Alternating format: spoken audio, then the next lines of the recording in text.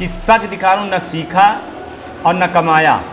नमस्कार, मैं हूं वीरेश सिंह। आईटीआई के टॉक शो में आपका स्वागत करता हूं। आज जो है तो मध्य प्रदेश के मुख्यमंत्री, यशस्वी मुख्यमंत्री श्री मोहन यादव जी, आपको मैं एक चीज बता रहा हूं और दिखा भी रहा हूं। कुछ दिन पहले पेपर में भी आया था कि जो पहले के मुख्यमंत्री थे ना, शिवराज सिंह चौहान, उन्होंने एक योजना चलाई थी, मुख्यमंत्री सीखो कमाओ।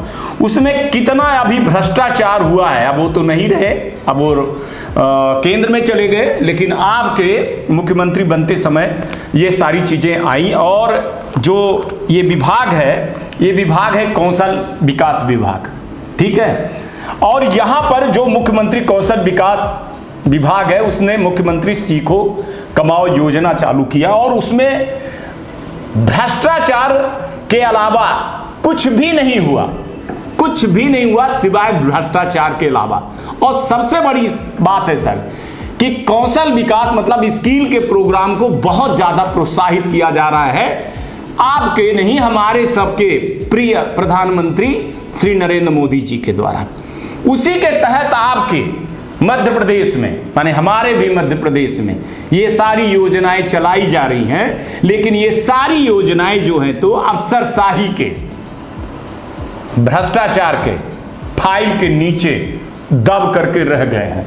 और आपके यहाँ के जो अफसर हैं इतने बेखौफ, इतने निडर हैं साहब कि मंत्री की तो सुनते ही नहीं हैं। मंत्री का तो कहते हैं कि आते जाते रहते हैं, अब आपकी भी नहीं सुनते हैं, ये भी आप जान लीजिए।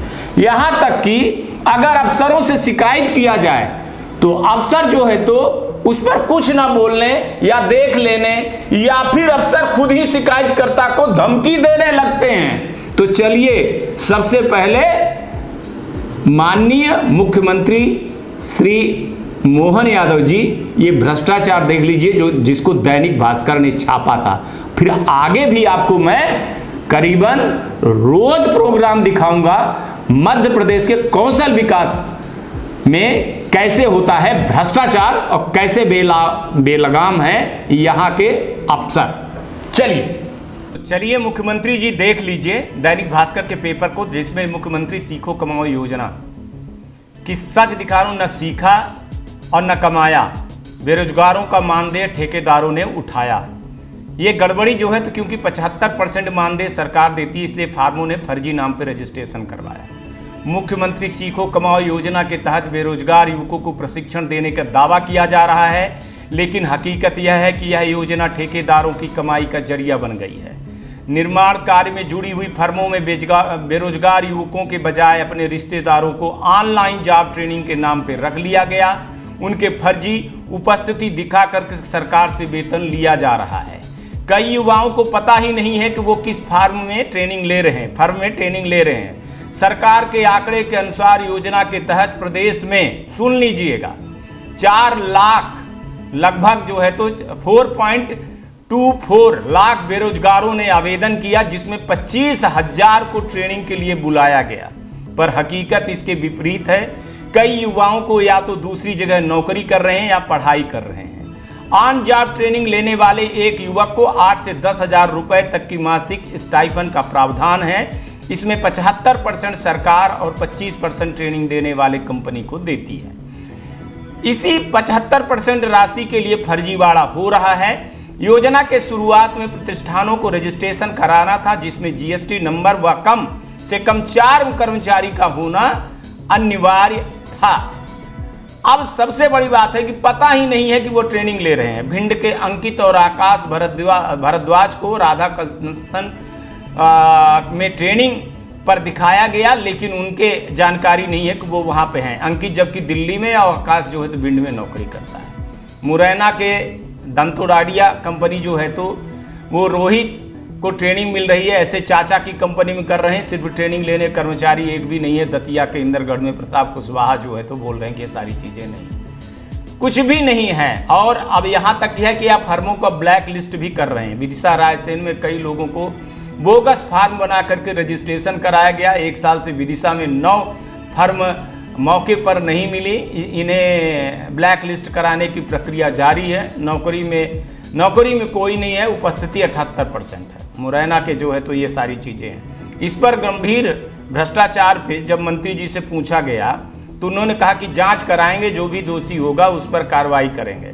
तो मुख्यमंत्री सीखो कमाओ में यदि किसी कंपनी फर्म ने अपने परिजन को ऑन जॉब ट्रेनिंग देना बताया है तो यह गंभीर भ्रष्टाचार है। मुख्यमंत्री जी सुन लीजिए, आपके मंत्री जी ही ने बोला है। अब हम इसकी जांच करवाएंगे, जो दोषी पाए जाएंगे उनके विरुद्ध कार्रवाई होगी। गौतम टेटवाल जी हैं राज्य मंत्री कौशल विकास एवं रोजगार विभाग के। लेकिन मंत्री जी आपकी तो कोई सुनती ही नहीं है, सरकार वो अधिकारी नहीं सुनते हैं, रहने दीजिए। ये बात आपको करना बेईमानी है, क्योंकि ये कितने दिन से प्रोग्राम चल रहा है, आपने इसकी अभी तक जांच का आदेश भी नहीं दिया होगा। तो ये मुख्यमंत्री जी आपको मेरे को दिखाना था, और ऐसे बहुत सारे भ्रष्टाचार हैं जो अब हम उजागर करेंगे। Back to studio. तो मुख्यमंत्री जी, मैं आपको भेज रहा हूं, मेल भी भेज रहा हूं, आपको ट्विटर पे भी भेज रहा हूं, आपके हर उस पे भेज रहा हूं, और आपके अधिकारियों के जो नंबर है, मोबाइल नंबर है, पर्सनली आपका भी जो मोबाइल नंबर है उस पे भी मैं भेज रहा हूं ये वीडियो। और आप देखेंगे कि आपके यहाँ सर अच्छा काम कर रहे हैं आप, ऐसा नहीं आप अच्छा काम कर रहे हैं, किस किस विभाग को संभालेंगे, लेकिन सर अफसरशाही जो है ना बहुत ज़्यादा हावी हो गई है।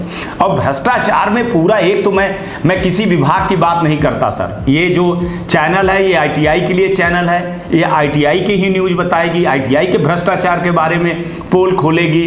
डरने वाला मैं किसी से हूँ नहीं, हमको डराने की बहुत कोशिश किया जाता है सर, हमको धमकाने की कोशिश किया जाता है कि हम देख लेंगे, हम चैनल बंद करवा देंगे, हम तुमको जेल में बंद करवा देंगे।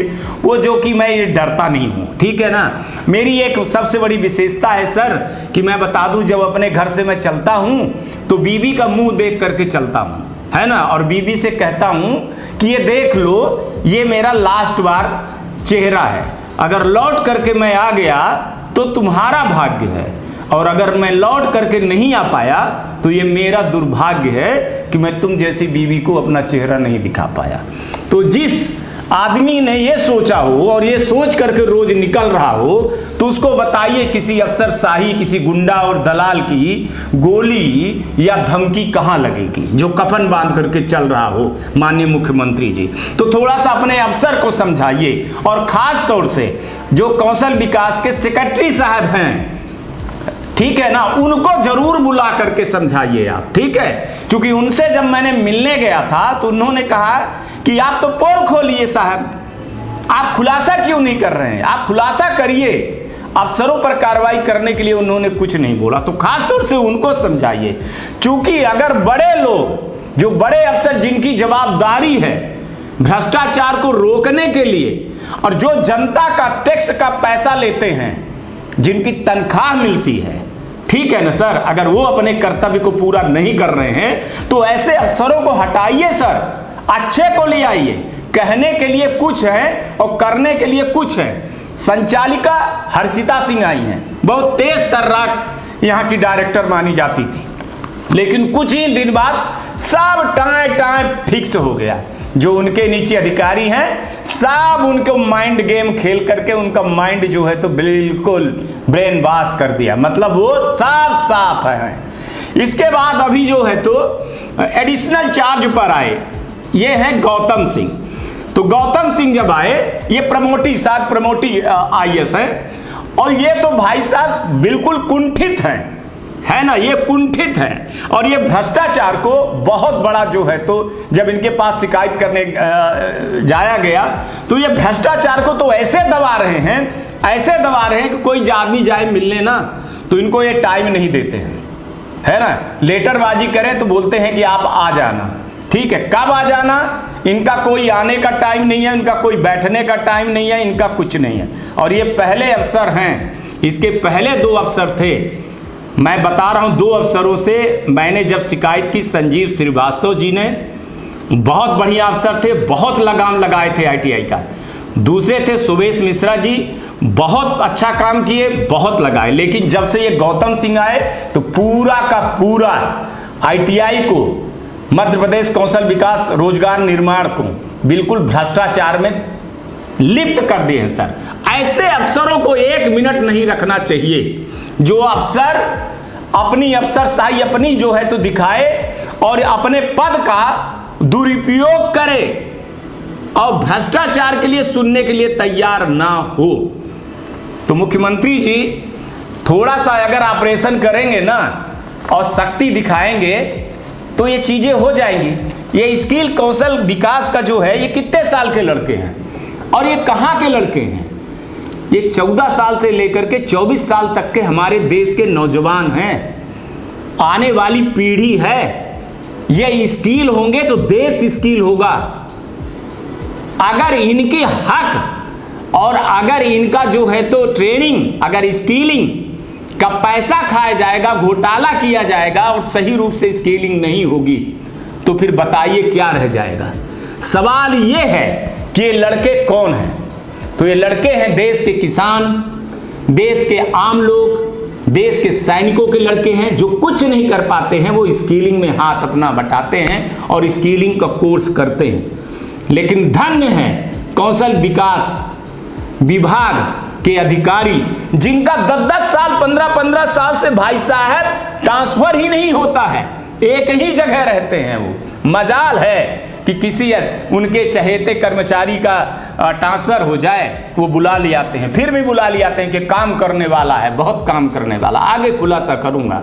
तो माननीय मुख्यमंत्री जी, हमने सुना है कि अब CS जो है चीफ सेक्रेटरी आए हैं, आप भी सुन रहे होंगे अनुराग जैन जी, आपको भी मैं भेज रहा हूं सर, है ना, क्योंकि आपको भी मैंने पत्र लिखा है, ये मत समझिएगा, आपको भी मैंने पत्र लिखा है जिसका जवाब नहीं आया है।